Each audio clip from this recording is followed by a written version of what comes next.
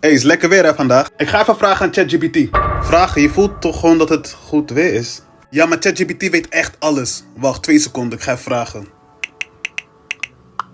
Ja, het is mooi weer vandaag. Hey P, gaat het? Ja, hoezo? Waarom vraag je dat? We hebben het over het weer die we kunnen voelen. Jij vraagt aan ChatGPT of het goed weer is, terwijl je kan voelen dat het... Broer, gaat het serieus? Ja, het gaat goed met mij, denk ik. Ja, ik weet niet zeker. Ik ga het aan ChatGPT vragen. Wacht even, 2 seconden. Ja, het gaat goed met mij. Dus jij vraagt alles aan ChatGPT? Nee, niet alles. Alleen wat ik moet eten. Drinken. Als mijn prullenbak leeg is, wat betekent dat spiritueel? Bro, jij overdrijft, jij tweak, je dijp, alles.